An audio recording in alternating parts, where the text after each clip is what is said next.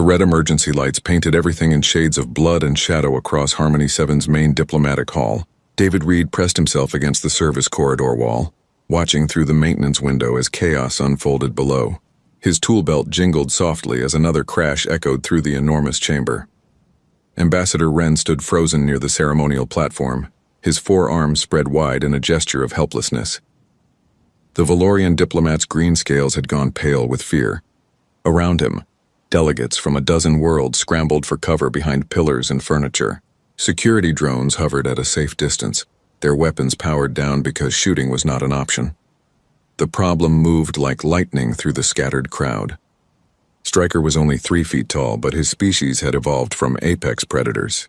Even as a juvenile, his claws could shred steel. His pointed teeth gleamed as he roared, a sound that made David's bones vibrate. The young Valorian's tail whipped back and forth, knocking over a priceless statue from the crystalline communion. "Maintain distance," the security chief barked into her communicator. "Do not approach the hostile." "He's not hostile," David muttered to himself. "He's terrified." He had been replacing air filters in the upper levels when the alarms started. The initial report said a dangerous predator was loose. David expected something much worse.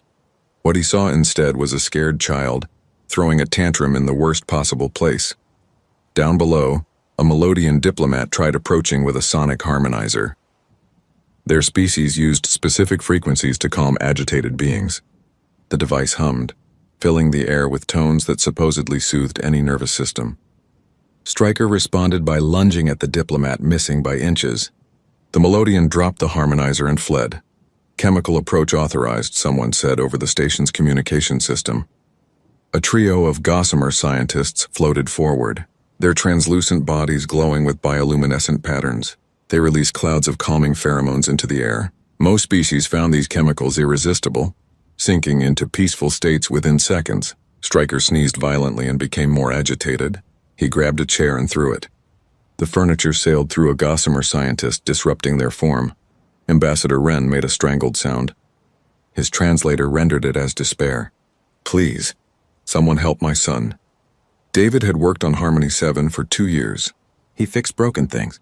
Pipes, wiring, air systems, gravity generators. He kept the station running while diplomats argued about trade routes and border disputes. Nobody ever asked the maintenance crew for advice on important matters.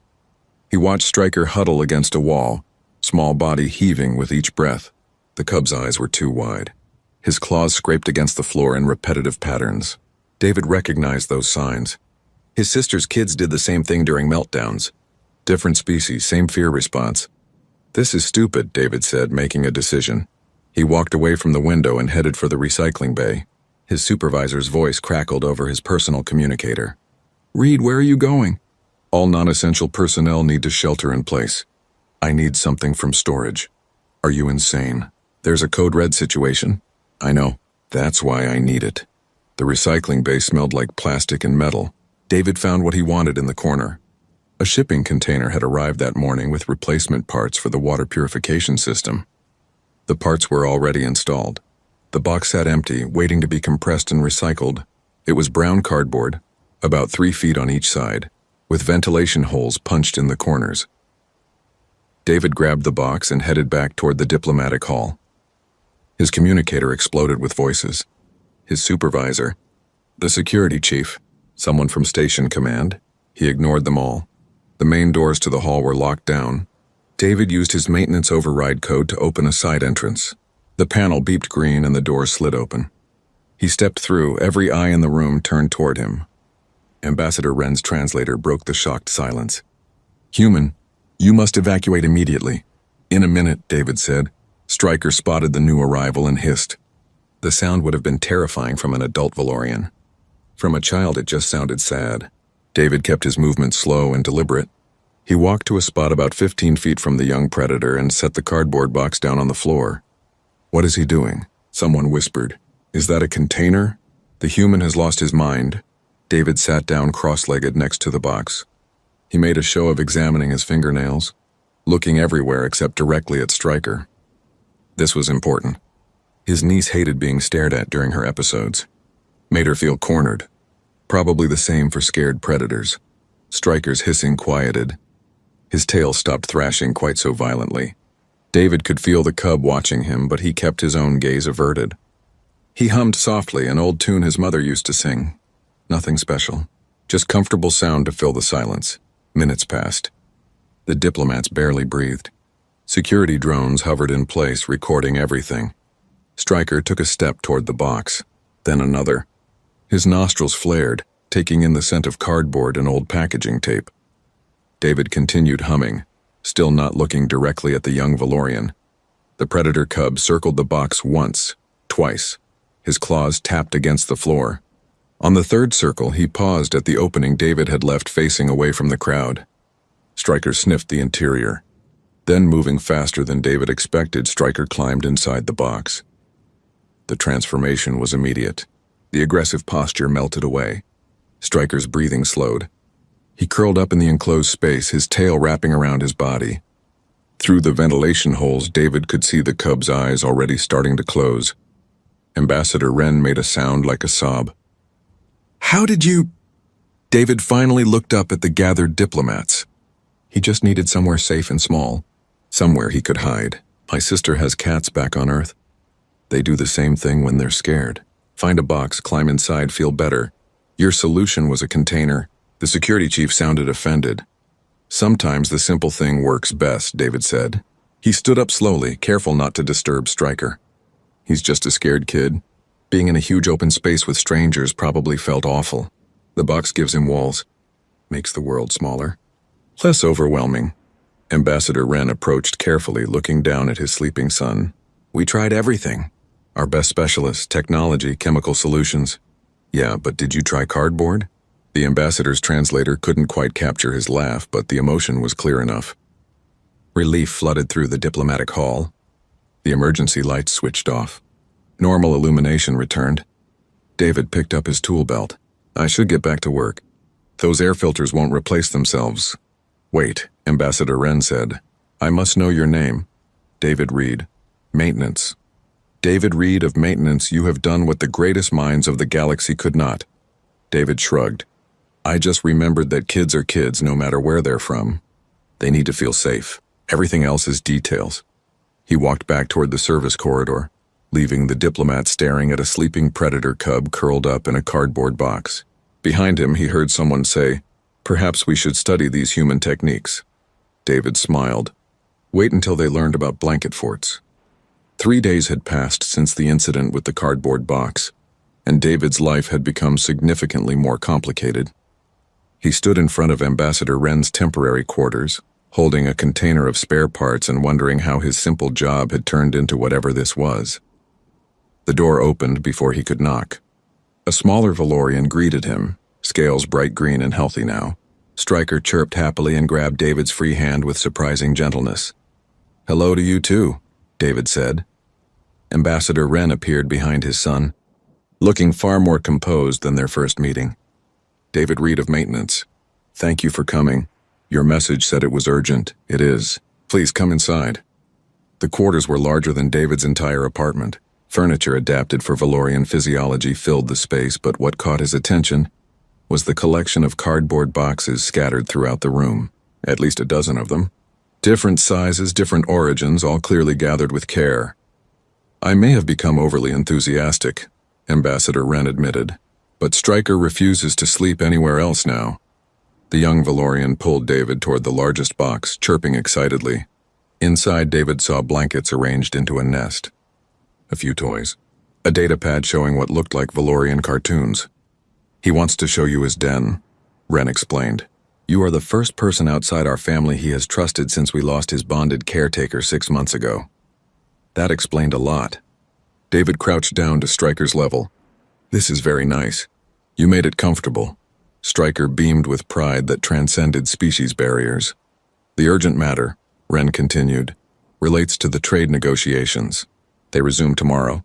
Stryker has been calm here, but the moment I attempt to bring him to any public space, he becomes distressed.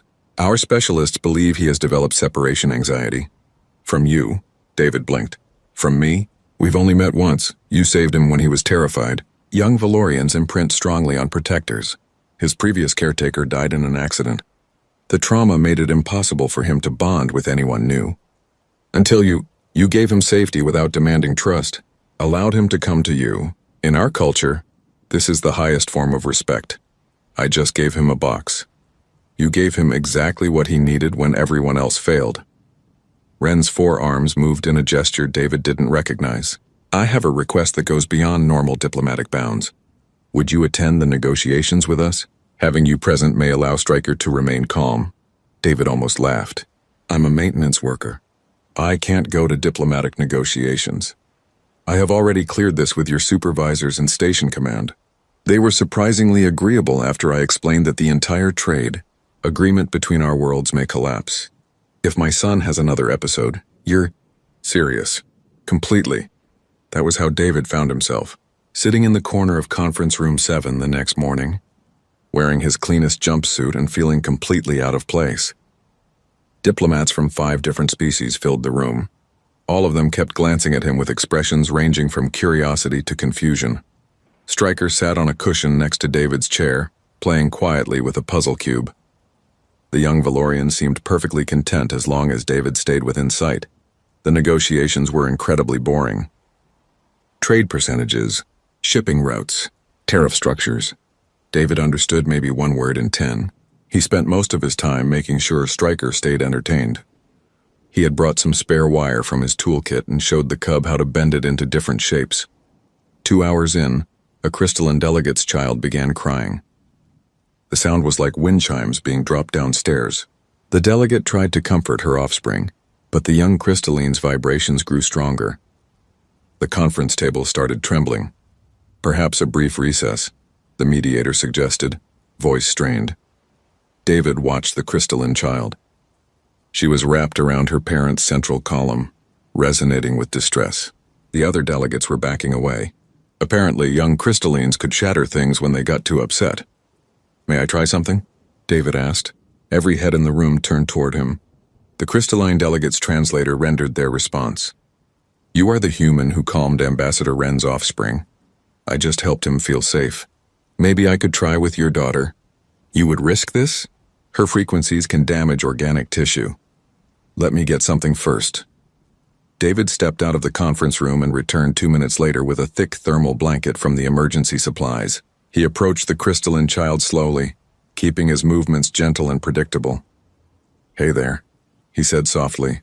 I'm David. You seem pretty upset. The child's vibrations intensified. Her parent made a worried sound.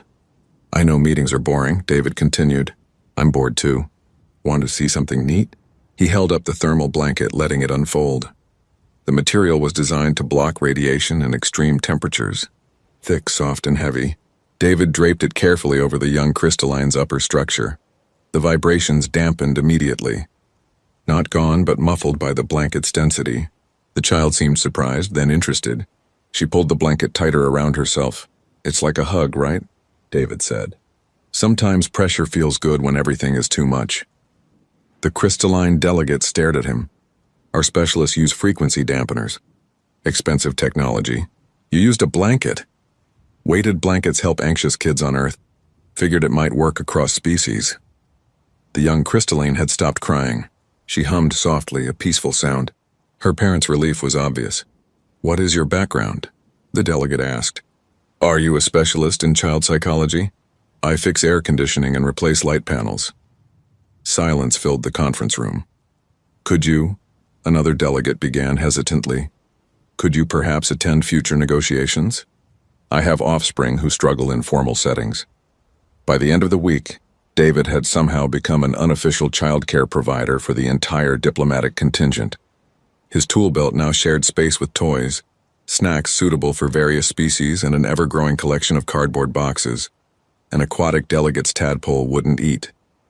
David added colored lights to the water tank, making feeding time more interesting. The tadpole ate enthusiastically while watching the light show.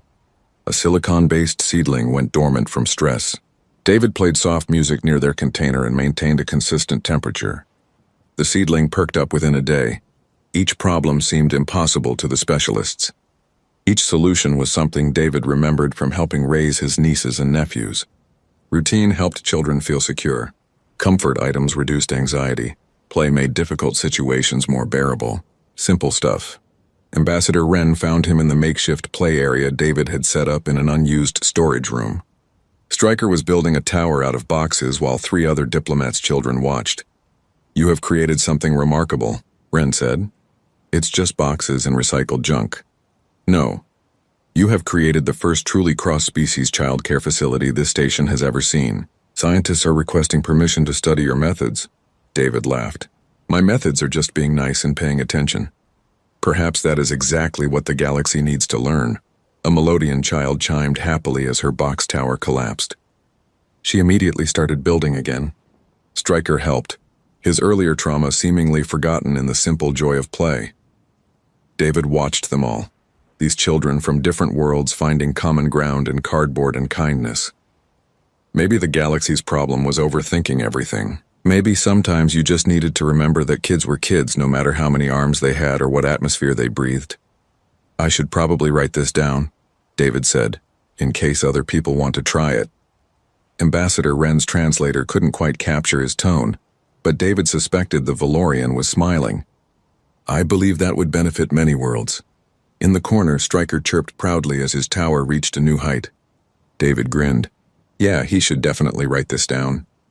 The research team arrived on Harmony 7 during the 3rd week of negotiations, and David knew his quiet life was officially over. He stood in the observation room watching scientists from 4 different species set up monitoring equipment around his improvised play area. They carried devices that hummed, beeped, and occasionally glowed in colors that hurt to look at. "This is ridiculous," David muttered. His supervisor, Patricia, stood next to him holding a datapad that displayed his new work schedule. Or rather, his complete lack of normal work schedule. "Station Command is taking this seriously. Your unofficial childcare program has prevented 3 diplomatic incidents in 2 weeks. They want it studied and formalized. I'm not running a program. I'm just watching some kids while their parents work. You've somehow managed to calm children from 17 different species using techniques that contradict everything in the galactic childcare database. The scientists are very interested in understanding how." Down below, a whispering willow's offspring was having trouble with emotional regulation. The small plant-based child kept shifting colors rapidly, cycling through their species' entire emotional spectrum in seconds. Their parents stood nearby looking exhausted. David excused himself and headed downstairs. The scientists tracked his movement with their instruments. He felt like a specimen under glass. "Hey, little one," David said quietly, kneeling next to the young willow. "Lots of feelings today, huh?" The child's leaves rustled with agitation. Colors flickered faster. Purple for confusion, red for anger, blue for sadness, all blending together. David pulled a soft cloth from his pocket and gently draped it over the child's central stem. Sometimes it helps to slow down. Focus on one thing. He began humming the same simple tune he always used. Nothing fancy, just consistent sound. His hand rested lightly on the cloth, applying gentle pressure. The color shifting slowed. The young willow gradually settled into a soft green. Calm. Their parent made a sound like wind through branches, probably relief. "How did you know to do that?" One of the scientists approached, a floating species whose name David could never pronounce. Their translator rendered their question with academic precision. "My nephew gets overwhelmed sometimes. Too many feelings all at once. His therapist taught us grounding techniques. Help him focus on physical sensations instead of emotions. Seemed like it might work here." "Your species has documented this approach?" "Yeah, it's pretty common knowledge on Earth. Kids need help learning to regulate their emotions. You don't just leave them to figure it out alone." The scientist made notes on a device. "Fascinating. The whispering willows use chemical treatments for emotional dysregulation. Your approach is entirely non-pharmacological. You drug kids for having feelings? It is standard medical practice." David bit back his initial response. Getting angry at alien doctors wouldn't help anyone. Instead, he asked, "Does it work?" "The treatments are effective in 60% of cases." "And the other 40%? The scientist hesitated. "They struggle. Maybe try the cloth thing first. Cheaper and no side effects." Over the next few days, the research team followed David constantly. They recorded everything. His tone of voice when speaking to children, the way he arranged the play space, his choices in activities and comfort items. They measured, quantified, and analyzed every aspect of what David considered basic common sense. A breakthrough came during an incident with a magma dweller's child. The young creature's body temperature kept spiking dangerously high, a stress response that could damage the station's infrastructure. Specialists wanted to use thermal dampening fields, expensive technology that required careful calibration. David instead created a routine. Every hour, he helped the child practice breathing exercises, deep inhales, slow exhales. Between sessions, he gave the young magma dweller tasks to focus on. Simple things like sorting blocks or drawing pictures. The child's temperature stabilized within a day. Routine, one scientist said, as if discovering fire. You are establishing predictable patterns. Kids feel safer when they know what's coming next, David explained. Reduces anxiety. Less anxiety means less stress responses. This is not in our databases. Maybe your databases are missing some things. The scientists conferred among themselves in frequencies David couldn't hear. When they finished, their spokesperson approached him. We would like to understand your training. What institution taught you these techniques? No institution. I just helped raise my sister's kids. Picked stuff up along the way. You have no formal education in childcare? Not unless you count babysitting for beer money in college. This seemed to disturb them more than comfort them. They retreated to their equipment, muttering about informal knowledge transfer and undocumented methodologies. Ambassador Wren found David during lunch break. Stryker followed his father, now comfortable enough to explore but always keeping David in sight. The scientists are writing papers about you, Wren said. Apparently you have revolutionized their understanding of cross-species child development. David picked at his food. I just do what feels right. Pay attention to what the kids need. Adjust based on their responses. It's not complicated. That is precisely why it is revolutionary. Galactic standard practice involves extensive testing, species-specific protocols, and technological solutions. You use observation and adaptation. Seems more efficient. It is, which is causing a crisis of confidence among childcare professionals across multiple worlds. Stryker chirped and showed David a drawing he had made. It was mostly scribbles, but David could make out two figures, one green and scaled, one pink and smooth. Valorian and human. This is great, Stryker. Is that us? The young predator nodded enthusiastically. Ambassador Wren watched his son with an expression David was learning to read as fondness. He wants to ask you something. He is nervous. David gave Stryker his full attention. What is it, buddy? Through a combination of chirps, gestures, and his father's translation, Stryker asked if David would be his official guardian while they remained on the station. Your what? Our species has a tradition, Wren explained. When a young one finds a protector outside their immediate family, that bond can be formalized. It is both honor and responsibility. You would have authority to make decisions for his welfare. In return, you accept the duty of his care. I'm not qualified to raise a Valorian child. You are the only person he trusts. That makes you uniquely qualified. David looked at Stryker's hopeful face. The young predator who had been a terrified, aggressive mess 3 weeks ago now stood calm and happy, waiting for an answer. Okay, David said. Yeah, I'll do it. Stryker's delighted chirp echoed through the play area. Other children looked up from their activities, curious about the celebration. The scientists recorded everything, of course, another data point in their growing research. But David ignored them. He was too busy being tackled by an ecstatic predator cub who just wanted someone to care. That evening, David sat in his quarters writing in a notebook. His attempt at documenting his methods, as Ambassador Wren had suggested. He stared at the mostly blank pages and sighed. How did you write down instinct? How did you explain that children needed patience, attention, and someone willing to meet them where they were? These weren't revolutionary concepts on Earth. They were just parenting basics, but apparently, the galaxy needed to relearn them. David picked up his pen and started with the simplest truth he knew. Children are not problems to be solved with technology. They are young beings learning to exist in a complicated universe. Sometimes they need a box. Sometimes they need a blanket. Sometimes they just need someone to sit with them and hum until the scary feelings pass. Start there, he wrote. Everything else follows.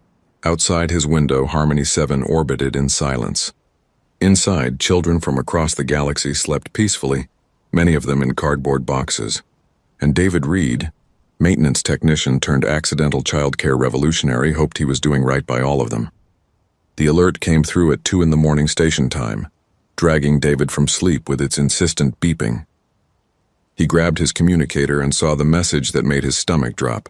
Security alert. All personnel shelter in place. Hostile boarding detected. Pirates. Harmony 7 had been targeted before, but never successfully. The station's defensive systems were state-of-the-art. Whoever was attacking now either had serious firepower or serious desperation. David's quarters were in the maintenance sector, relatively safe from the docking bays where boarders would enter. He should follow protocol, lock his door, and wait for security to handle it. That was the smart choice. Then his communicator buzzed again, this time from Ambassador Wren. The message was 2 words: help Stryker. David was dressed and moving before conscious thought caught up with training. His hands shook as he grabbed his toolkit out of habit. Tools wouldn't help against pirates, but the weight was comforting. The corridors were chaos. Alarms blared. Emergency lighting painted everything in harsh red. Station personnel ran past him toward designated safe zones. David fought against the current, heading deeper into the diplomatic quarters. He found Wren in the hallway outside the emergency shelter, all 4 arms gesturing frantically at a sealed door. They locked down automatically, Wren said, his translator struggling with his panic. All the children are inside. But the pirates knew. They are heading this way. How did they know where the kids would be? Someone gave them information. We have a security breach. Through the door, David could hear crying. Not just Stryker. All the children he had been caring for were in that shelter. 17 young ones from different species now trapped with attackers coming for them. Can we open it from out here?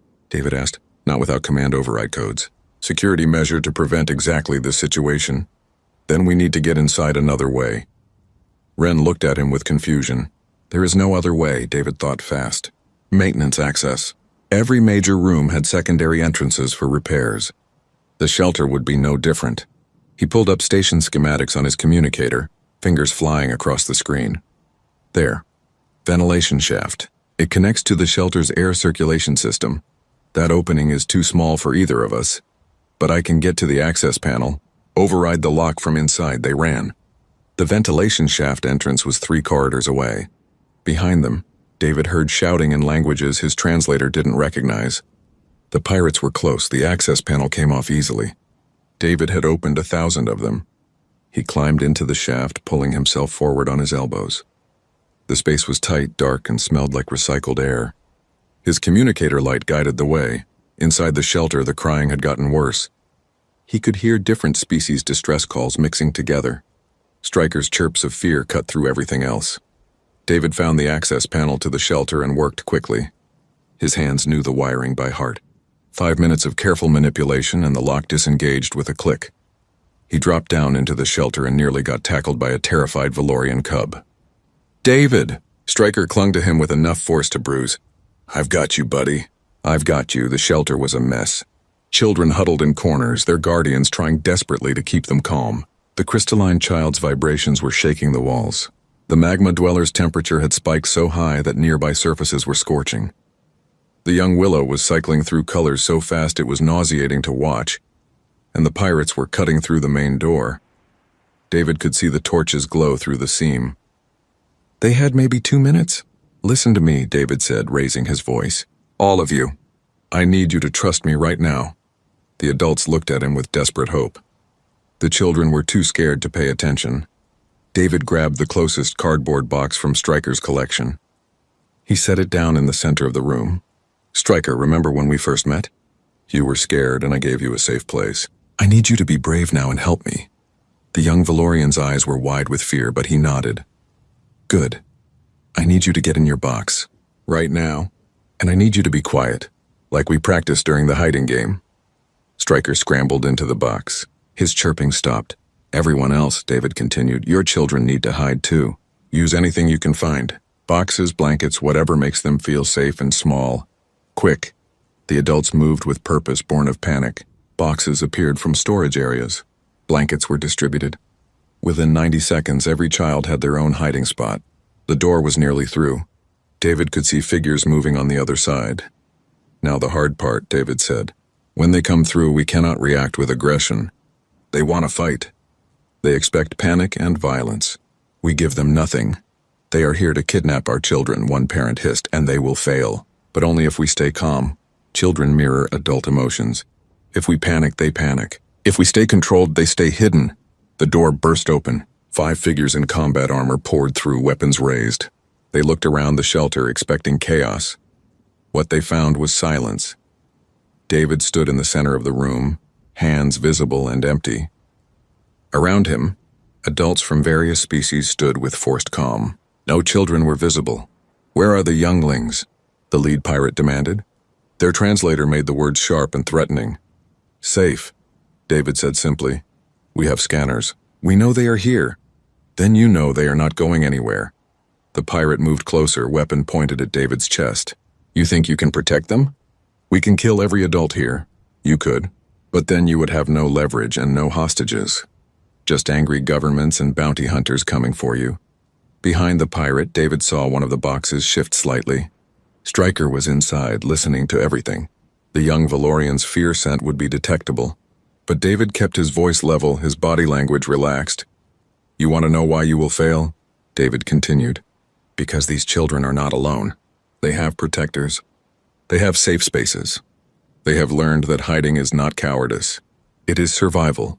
The crystalline child's box began vibrating. Her parents started to move toward her, but David caught their eye and shook his head slightly. "Trust the process," David began humming. That same simple tune he always used. Nothing threatening. Just sound to fill the silence. The effect was immediate. Inside their hiding places, children recognized the sound. The vibrations from the crystalline's box decreased. The scorch marks from the magma dweller's area stopped spreading. Even Stryker's fear scent faded. "What are you doing?" the pirate asked, confused. "Making sure the children know they are safe. Even now. Even with you here." The standoff lasted another tense minute. Then station security breached from the corridor, overwhelming the pirates with superior numbers and training. The fight was brief, professional. The attackers never reached a single child. When it was over, David helped each young one emerge from their hiding places. They were shaken but unharmed. Several clung to him, seeking comfort from familiar presence. Stryker emerged last, his small body trembling. "We were brave," he chirped quietly. "You were incredibly brave," David confirmed. "All of you were." Ambassador Wren approached, his scales showing colors David had learned meant profound gratitude. "You saved them. Not just from the pirates, from the trauma of helplessness. I just reminded them they had control. Even in danger, they could make choices. Hide. Stay quiet. Trust their protectors." The station security chief stood nearby, looking shell-shocked. Every threat assessment said the children would panic. Their fear responses would make them impossible to extract safely. They did not panic because someone taught them they did not have to, one of the adult guardians said. The humans showed them how to find calm even in chaos. David felt exhausted. The adrenaline was fading, leaving him shaky. But around him, children were already calming down. Parents comforted offspring. The crystalline child hummed peacefully. The magma dweller's temperature had normalized. They would all have difficult nights ahead. Processing fear took time. But they had faced danger and survived it together. That counted for something. Ambassador Wren placed a hand on David's shoulder. "The galaxy will want to know how you did this, how you kept them all safe." David looked at the cardboard boxes scattered around the shelter, simple containers that had become shields against fear. "I just gave them what every child needs. Someone who stays calm when they cannot. Someone who reminds them they are not alone." Outside the shelter, investigators were already working to find how the pirates had gotten such specific information. Security protocols would be reviewed and strengthened. The diplomatic community would demand answers and justice. But inside this room, 17 children from across the galaxy sat with their protectors, learning that safety was not about the absence of danger. It was about having people who would stand firm even when everything felt terrifying. David settled into a corner with Stryker curled against his side. Other children gravitated toward them, seeking the calm that David somehow projected even when his own hands shook. Maybe that was the real lesson. Not that you had to be fearless, just that you had to be present, had to show up, had to remember that children needed adults who could hold steady when the world turned frightening. David closed his eyes and kept humming, that simple tune becoming a promise that everything would be okay. News of the pirate attack spread through the galaxy faster than light could travel between stars. Within days, Harmony 7 became the most watched station in known space, not because of the attack itself, but because of what happened during it. 17 children from different species, all kept calm by a human maintenance worker and some cardboard boxes. David found himself summoned to the station commander's office. He had never been there before. The room was designed to accommodate multiple species, with adjustable gravity fields and atmosphere controls. Commander Ashwood sat behind a desk that looked like it cost more than David's annual salary. "Sit, please," Ashwood said. Her tone was formal but not unfriendly. David sat. Behind him, the floor-to-ceiling window showed the galaxy spinning slowly. Ships came and went from the docking bays like insects around a hive. "The Galactic Council wants to speak with you," Ashwood began. "Representatives from 43 worlds have requested your presence to explain your methodologies." "I don't have methodologies. I just watch kids. That is what makes this extraordinary. Our analysis of the attack shows that your intervention prevented a catastrophic outcome. Standard protocol would have resulted in multiple casualties and significant trauma." "Standard protocol sounds broken." Ashwood allowed herself a small smile. "Many are beginning to agree with you. The scientific community is in an uproar. Your approaches contradict decades of established practice. Maybe established practice needs updating. Perhaps." She leaned forward. "Which brings me to the offer. The Council wants to create a new position, Galactic Child Care Consultant. You would travel to different worlds, teach your methods, help establish new protocols. The compensation would be substantial." David thought about his apartment back on Earth, his sister's kids, movie nights and backyard barbecues, normal life. "I'm not qualified for something like that. You have successfully managed children from species that specialized xenopsychologists cannot handle. You prevented a diplomatic crisis that could have destabilized 3 sectors. You developed techniques that work across biological barriers that were thought to be insurmountable. I would say you are uniquely qualified. I just pay attention and use common sense. Common sense is apparently uncommon in the galaxy." David looked out the window again, ships preparing to jump to hyperspace, each one carrying people to destinations he could barely imagine. He thought about all those worlds, all those children who might need someone to show them a better way. "Can I think about it?" "Of course. The Council is patient, mostly." Ashwood stood, indicating the meeting was over. "David, whatever you decide, know that you have already changed things. People are questioning assumptions they held for generations. That matters." He left the office and found Ambassador Wren waiting in the corridor. Stryker sat beside his father, playing with a puzzle cube that David had made from spare parts and colored wire. "The commander made her offer," Wren observed. "Word travels fast. Diplomatic channels are efficient when they wish to be." Wren watched his son for a moment before continuing. "I wanted to tell you something before you make your decision. Since you became Stryker's guardian, I have been contacted by 73 Valorian families. All of them have children struggling with trauma. All of them want to know if you could help. 73? Our species prides itself on strength. We do not admit weakness easily. But watching you with Stryker, seeing how simple kindness achieved what our best medical science could not, it gave parents permission to ask for help." Stryker looked up from his puzzle and chirped happily. He showed David the solution he had found, proud of his accomplishment. "Good job, buddy," David said, examining the cube. "You are getting really good at these." "He is thriving," Wren said quietly. 2 months ago, I thought I might lose him to his grief. Now he plays, learns, and trusts again. You did that, he did that. I just gave him space to heal, which is exactly the lesson the galaxy needs to learn." Over the next week, David tried to return to normal work. But normal no longer existed. His maintenance shifts were constantly interrupted by requests. Could he look at this child who would not sleep? Could he advise on that species' developmental issues? Could he review new protocols being proposed by various scientific institutions? The improvised play area had grown into a full facility. Station Command allocated an entire section for it. Other humans from the crew volunteered to help, learning from David's example. Soon there were multiple caregivers implementing his techniques. Patricia found him during one of these sessions, watching as a human technician named Robert successfully calmed a distressed methane breather using patient presence and a modified sensory box. "You started something," Patricia said. "I noticed. How does it feel being revolutionary?" David watched Robert work. The younger man was natural with children, his movements gentle and his tone soothing. He had taken David's basic concepts and adapted them beautifully. Feels like I accidentally tripped over something that should have been obvious all along, David admitted.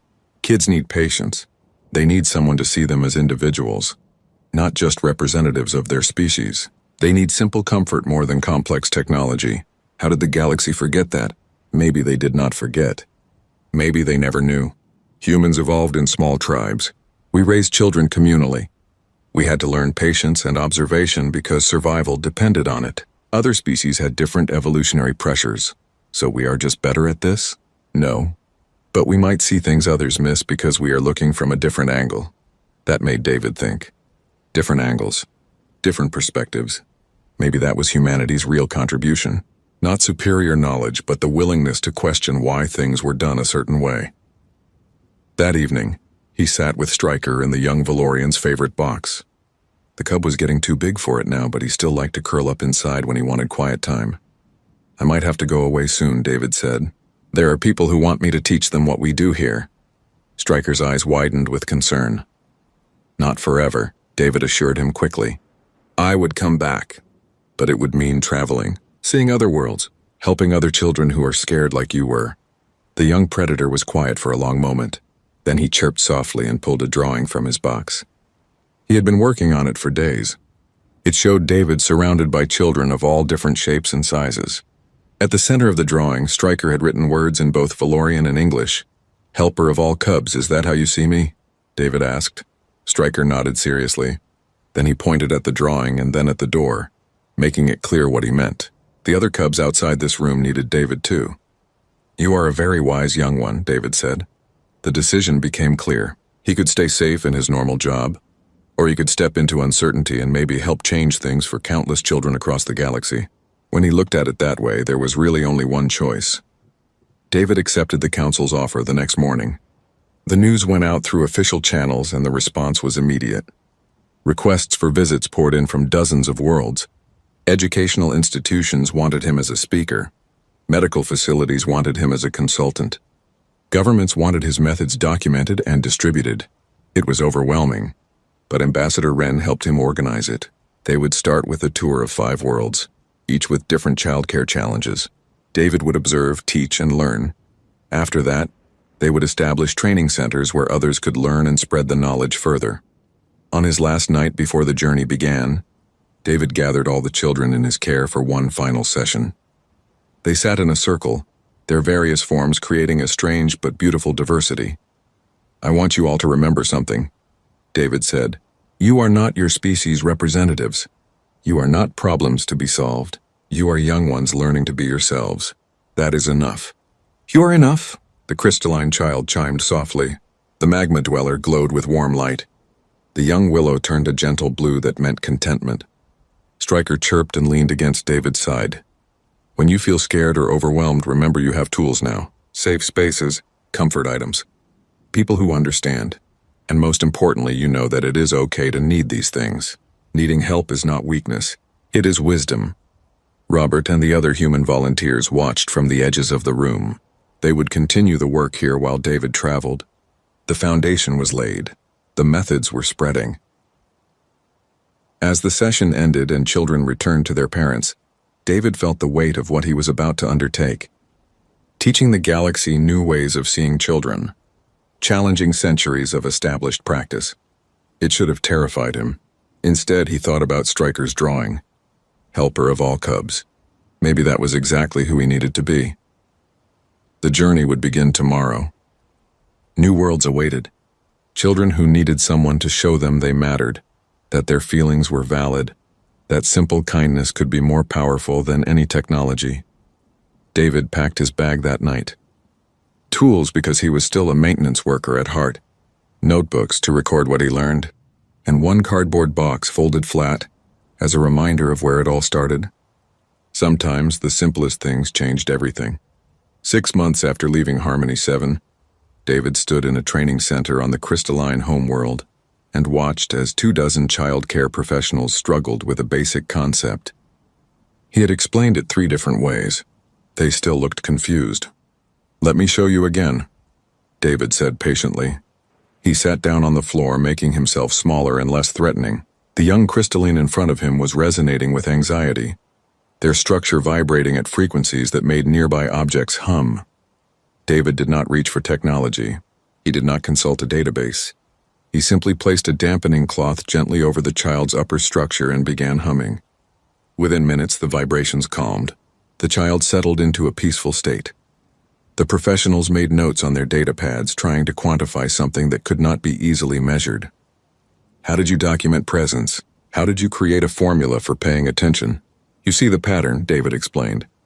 The child tells you what they need through behavior. You respond with the simplest intervention that might help. No overthinking, just observation and action. But without protocols, how do we ensure consistency? One trainee asked. You don't. Every child is different. The protocol is to stay flexible. This answer never satisfied them at first. Beings who had built civilizations on precise calculations and reproducible results struggled with approaches that required instinct and adaptation. But eventually they got it. David had seen it happen on 4 worlds already. His communicator buzzed. A message from Ambassador Wren back on Harmony 7. The negotiations had concluded successfully, and a new wing of the station was being dedicated to cross-species childcare research. They wanted to name it after David. He declined politely, as he had declined the last 5 naming proposals. This work was not about recognition. It was about helping children. The tour had been exhausting but productive. Each world presented new challenges. On the Whispering Willow homeworld, he had worked with plant-based younglings who struggled with seasonal depression. Simple full-spectrum lighting and consistent care routines made all the difference. On the Magma Dwellers volcanic planet, he had helped establish cooling centers where overheated children could regulate their temperatures through meditation techniques adapted from human practices. The centers used no expensive technology, just quiet spaces and trained caregivers. The Melodian homeworld had been particularly resistant at first. Their society prided itself on using harmonic frequencies for all childcare needs. The idea that simple physical comfort could be more effective was almost offensive to them. But when David successfully calmed a child that their best harmonics experts could not help, attitudes shifted. That was the pattern everywhere. Skepticism, then demonstration, then reluctant acceptance, finally enthusiasm. David was getting tired of proving the same points repeatedly, but he understood. Change was hard, especially when it challenged fundamental assumptions.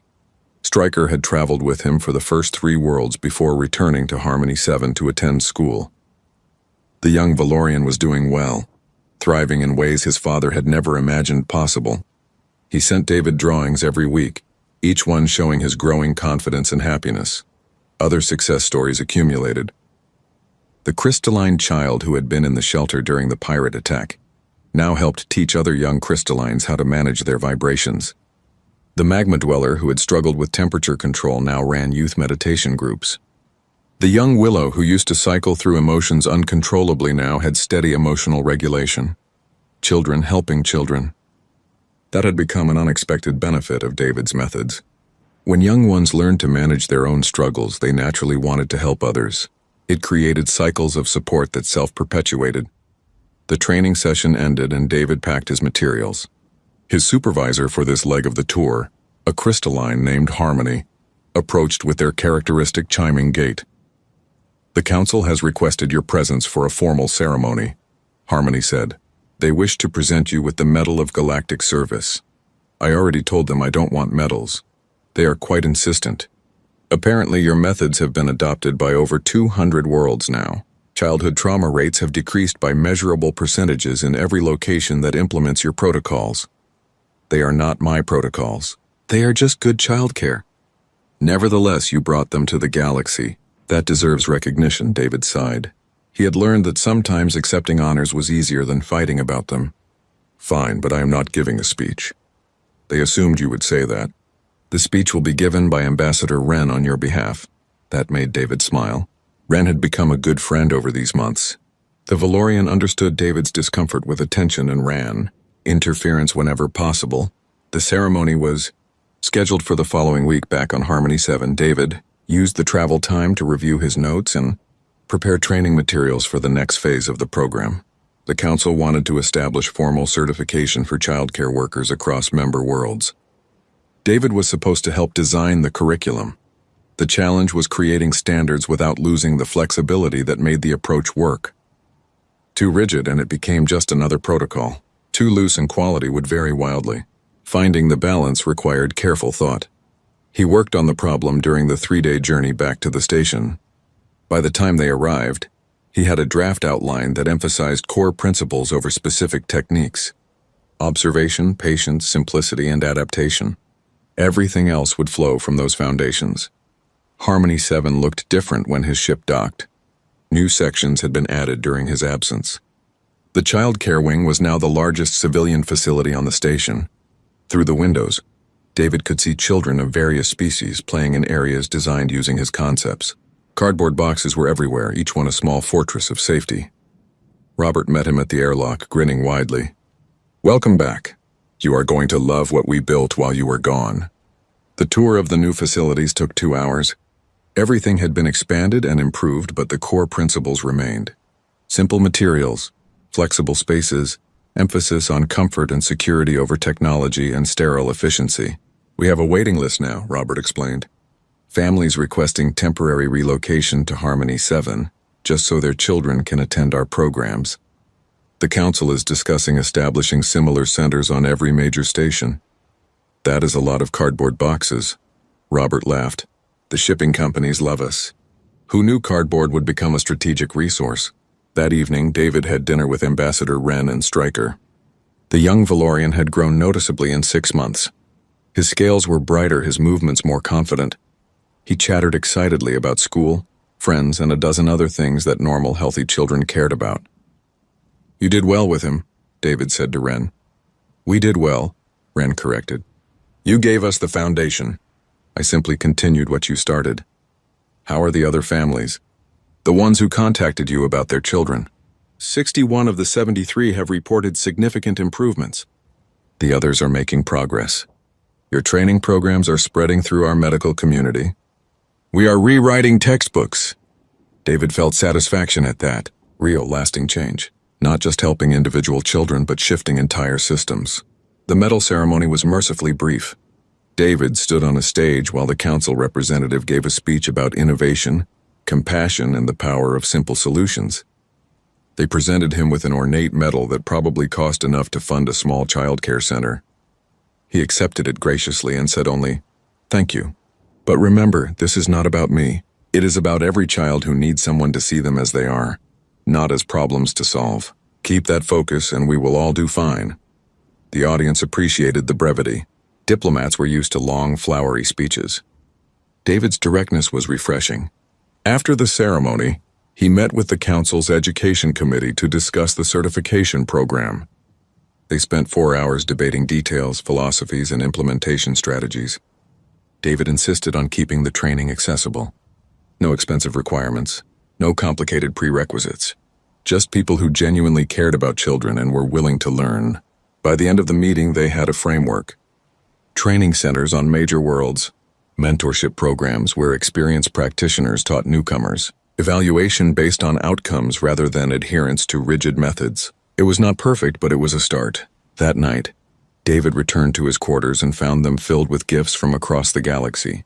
Toys, art supplies, letters from children he had helped. One package contained a blanket made by a whispering willow community, woven with fibers that changed colors based on the holder's emotions. He sat on his bed surrounded by evidence that his work mattered. 6 months ago, he had been a maintenance technician who sometimes watched his sister's kids. Now he was changing how an entire galaxy thought about childcare. It should have felt overwhelming. Instead, it felt right. His communicator showed a message from Patricia. Station Command wanted to know if he would accept a permanent position as Director of Child Care Services. He could shape the program, train others, and continue spreading the work. David thought about it. No more fixing air conditioning. No more replacing light panels, just this. Helping children across the galaxy feel safe, seen, and valued. He typed his response, "Yes, but I am keeping my tool belt. Never know when you will need to fix something." Patricia's reply came instantly. Wouldn't expect anything else. David stood and walked to his window. Outside, the galaxy turned in its slow dance. Countless worlds, countless children. Countless opportunities to make things just a little bit better. He picked up the folded cardboard box from his desk. The same one he had brought from Earth. It was worn now. Edges soft from handling. But it still worked. Still served its purpose. Sometimes the simplest things were the most powerful. That was the lesson he had learned and now taught to others. Technology was wonderful. Science was valuable. But neither could replace basic kindness, patient observation, and the willingness to meet children where they were. David set the box down and smiled. Tomorrow would bring new challenges. More children to help. More professionals to train. More systems to change. But tonight he would rest. Because even helpers needed their own safe spaces sometimes. Outside his window, a ship prepared for departure. Its destination was unknown to David, but he knew one thing for certain. Wherever it was going, children would be there. And maybe, just maybe, someone on that world now knew that a cardboard box could be more valuable than the most advanced technology. The galaxy was learning. Slowly but surely it was learning. And David Reed, former maintenance technician turned accidental revolutionary, was content with that.